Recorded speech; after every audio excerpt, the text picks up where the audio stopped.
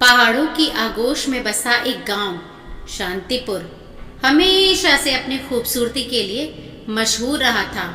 लेकिन इस गांव का एक पहलू और भी था जिसके बारे में कम ही लोग बात करते हैं। वो था जंगल के उस पार की हवेली।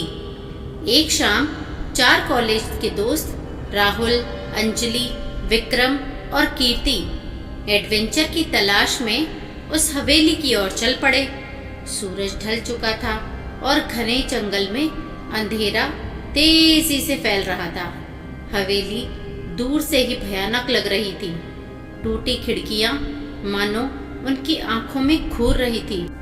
कुछ देर के लिए उनमें आपस में बहस होने लगती है। कुछ देर की बहस के बाद जिज्ञासा ने उनका डर जीत ही लिया। वे हवेली के अंदर दाखिल हुए। अंदर का नज़ारा और भी खौफनाक था। मकड़ी के जाल हर तरफ लटक रहे थे और धूल की परतें जमी हुई थी। हवा में एक सड़ा हुआ गंध भर गया था।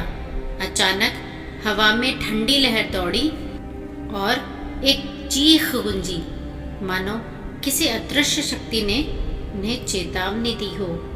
विक्रम, जो समूह का सबसे मजाकिया था, हंसने लगा। अरे ये तो सिर्फ हवा है दोस्तों, डरने की कोई बात नहीं है। लेकिन उसकी आवाज़ में भी घबराहट साफ झलक रही थी। जैसे जैसे वे आगे बढ़े अजीब सी आवाज़ें आने लगी।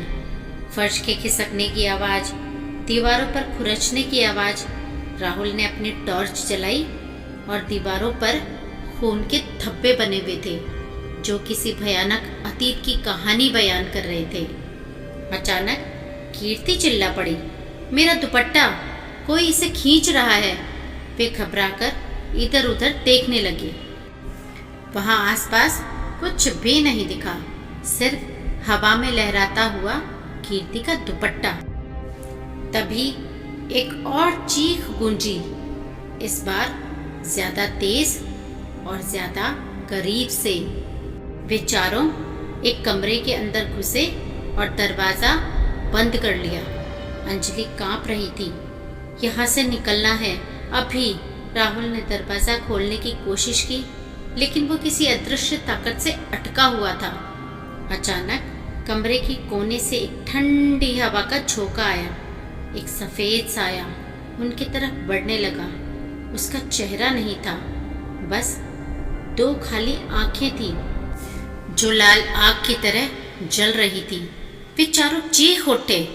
हवेली के बाहर जंगल में अजीब सी हरकतें होने लगी। पेड़ हिलने लगे, मानो कोई अदृश्य ताकत उन्हें हिला रही हो। तभी बिजली कड़की और फिर तेज बारिश शुरू हो गई।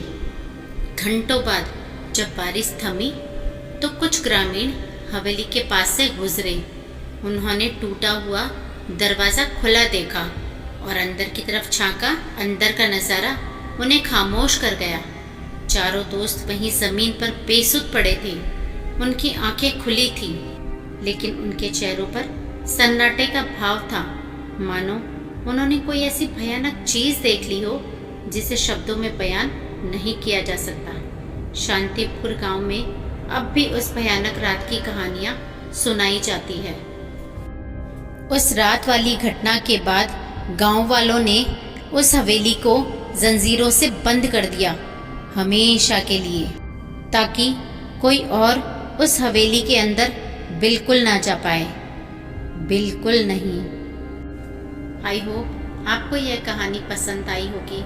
प्लीज़ मेरे चैनल को लाइक करें, कमेंट करें, शेयर करें और हाँ, सब्सक्राइब ज़रूर से करें।